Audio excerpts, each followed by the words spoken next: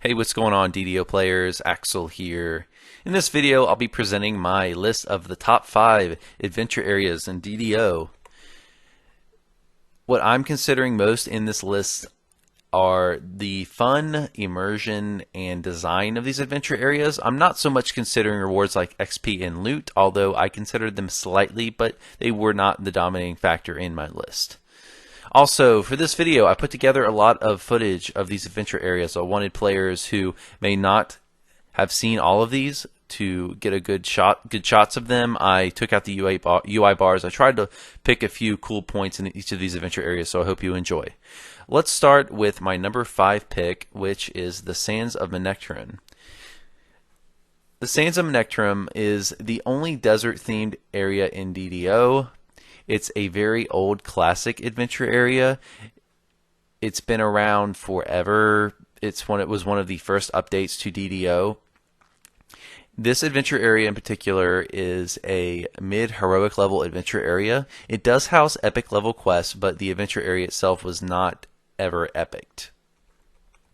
So what do I like about this adventure area? This one is very immersive. The run to the Demon Queen in particular is infamous, as is the run to Chains of Flame. They're long runs. They're runs that players used to make all the time more back when cap was 20, around that area. The run to Demon Queen was very infamous. Some players didn't like it, but I like it, and that's why I'm talking about it right now. I think that it was important for immersion. The runs like this are sometimes loathed by player base, but they do provide you with that immersion factor, and they do help provide a few more incentives for higher difficulties.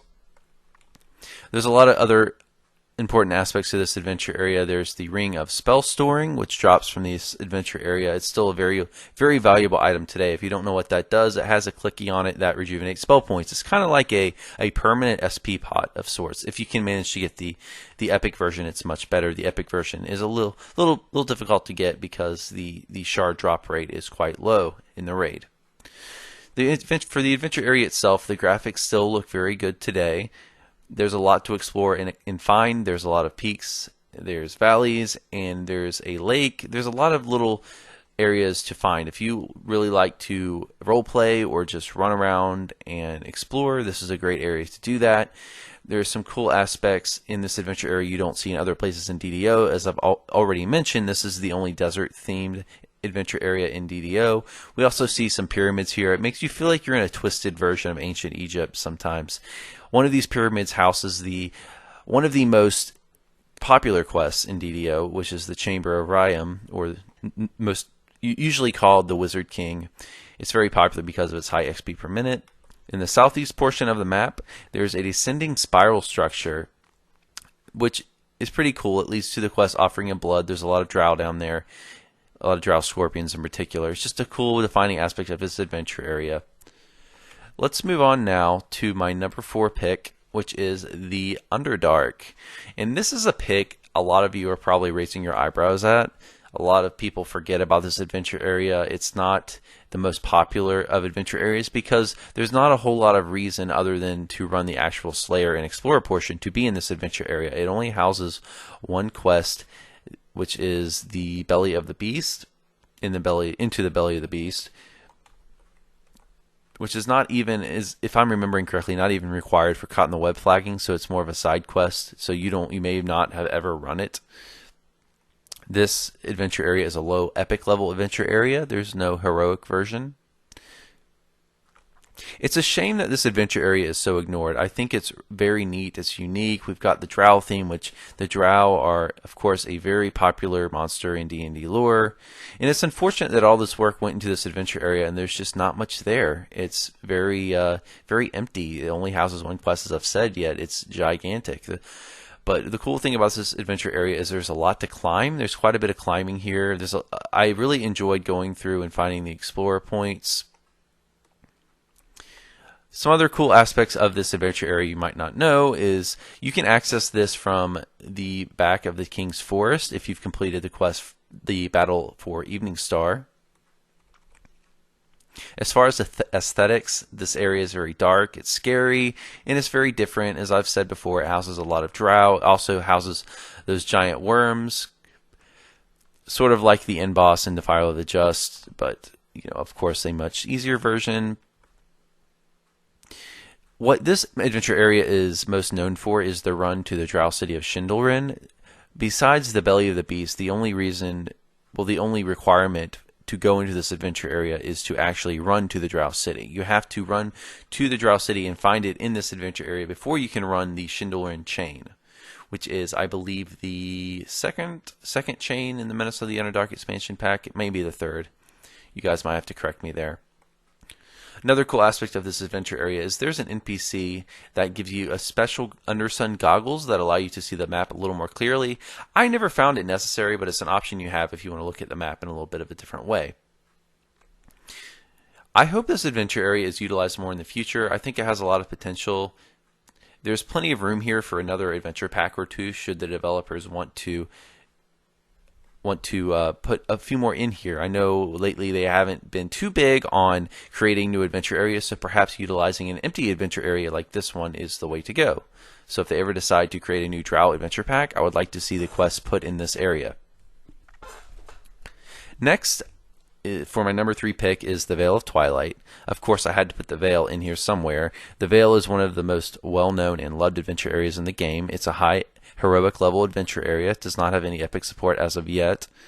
And actually, I do not believe the developers are epifying the adventure area when it comes to the Epic Vale section. So unfortunately, we won't get a Epic Vale adventure area. That's too bad.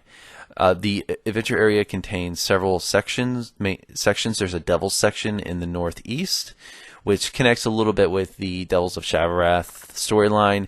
There's a Knoll section in the south, which requires a little bit of swimming. You have to hop through docks, climb ladders to get the explorer points there.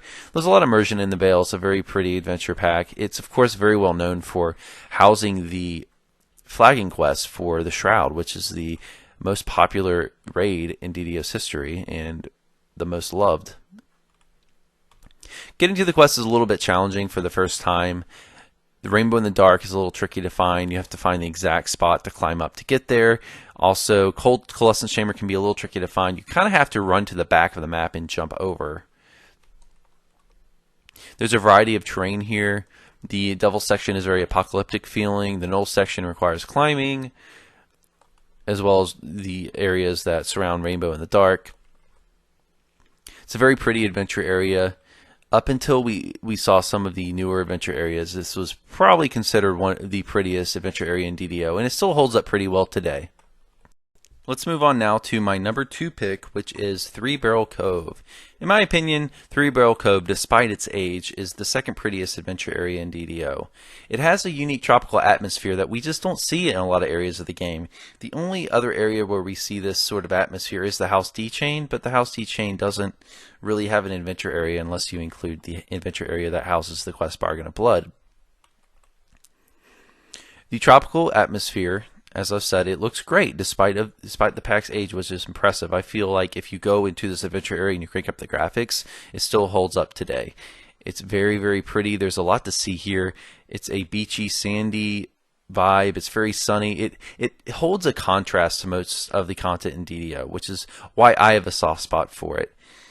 The classic D&D dungeon is very dark, wet, scary, full of undead, but we go to Three Barrel Cove, and we sort of see the opposite of that. Yeah, we still get a lot of undead, but instead of a dark, macabre atmosphere, we have this bright, sunny, silly, pirate-themed atmosphere, which reminds you of Pirates of the Caribbean at times. There's a lot to see in this adventure area. There's a lot. If you swim, you can find some neat sunken ships under the water. If you haven't been under the water, definitely do that. Look at what's down there. There's some unique aspects to the epic version of this adventure area.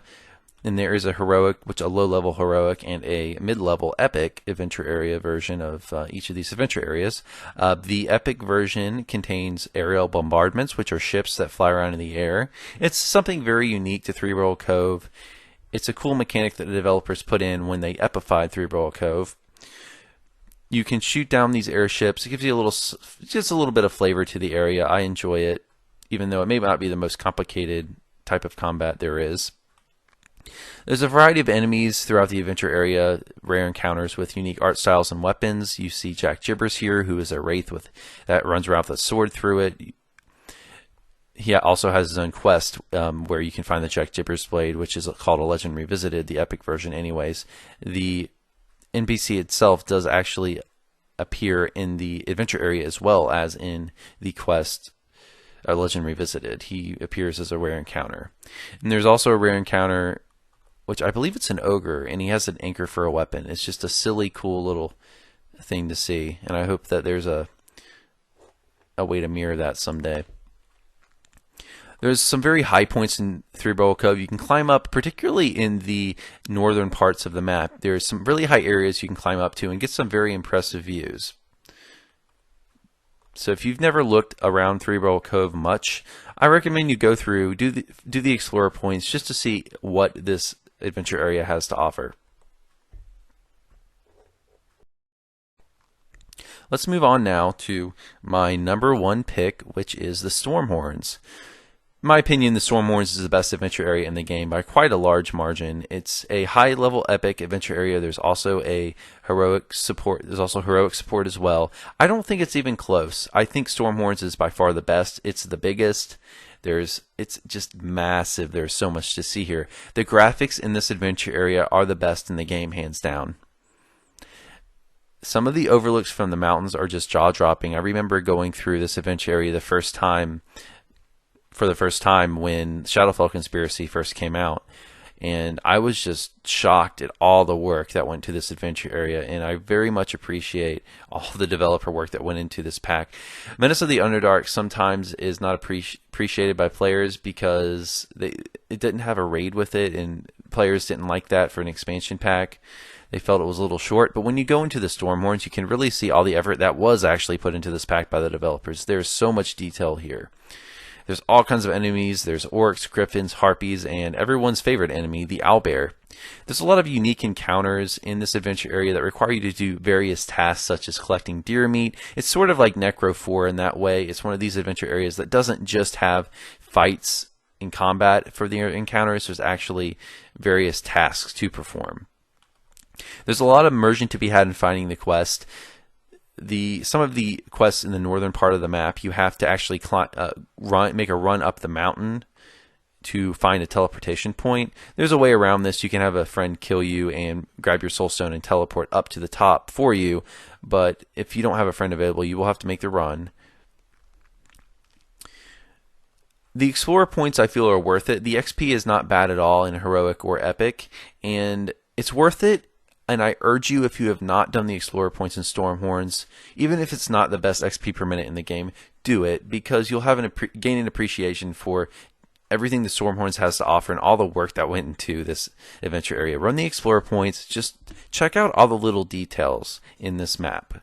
Also, if you want a visual treat, run to the very top of the mountain, as I'm about to show you in the gameplay footage here, and put on your Featherfall item and float down across the whole map and look around. You can get some great views, the best in the game in my opinion. So if you haven't flower sniffed through the Stormhorns, you're definitely missing out. So that concludes my list of the top 5 adventure areas. Some of my honorable mentions were the King's Forest and, well, mainly the King's Forest. It would have been next, but I had to cut it down to a top 5. Guys, I hope you enjoyed this type of video. If you all enjoyed, I may create some more top 5s in the future. If you enjoyed the video, please like and subscribe. You can find me on Twitch at twitch.tv/Axel311, streaming often on Fridays at 9 p.m. Eastern Time. That's all for today. Until next time, you all have a good one.